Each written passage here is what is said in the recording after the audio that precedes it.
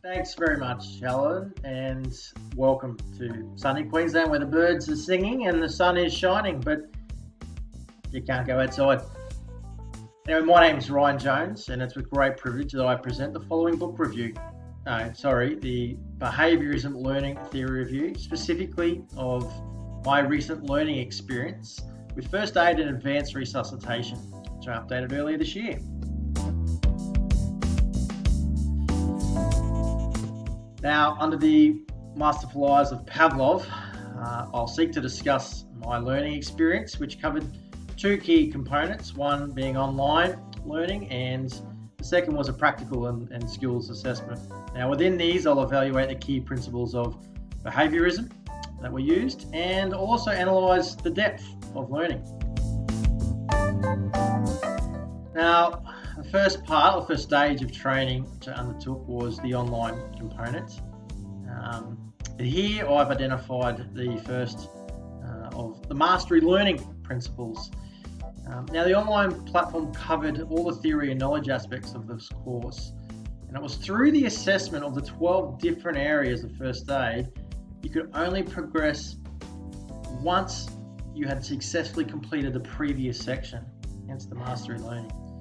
Now, even within these sections, you could only progress to the very next question if you'd answered the previous one correctly. The second principle I identified is the concept of negative reinforcement.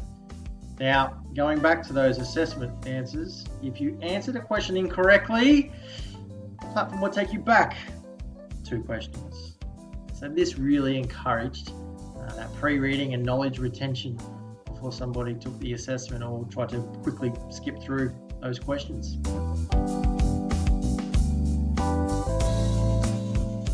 Okay, second part of my learning experience was the group training session.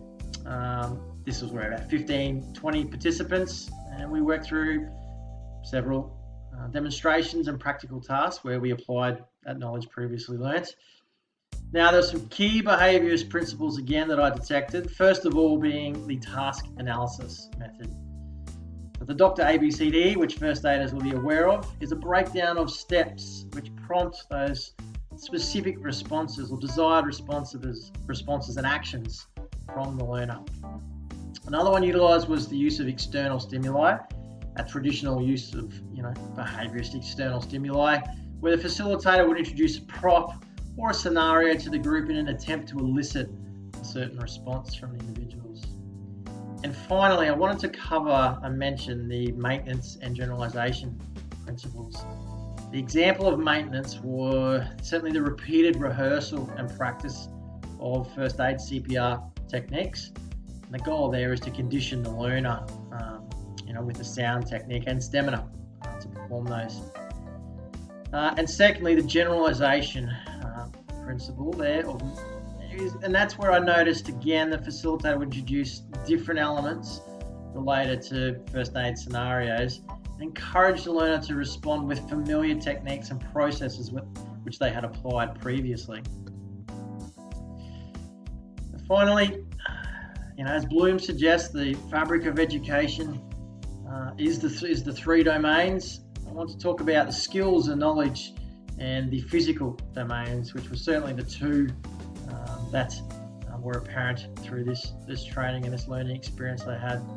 And the course was more designed to be a carpenter style course rather than a gardener's style course.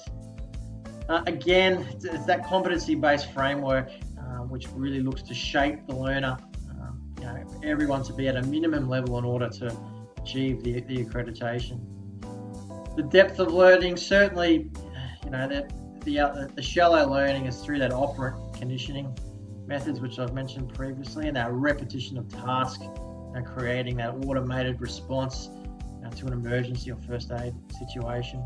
But there were elements of deeper learning, and they existed more in those group settings and that peer discussion, where people would listen to other people's experiences, and then they would try and apply their cognitive thinking to problem solve those unfamiliar events. Thanks very much. Appreciate it, your time.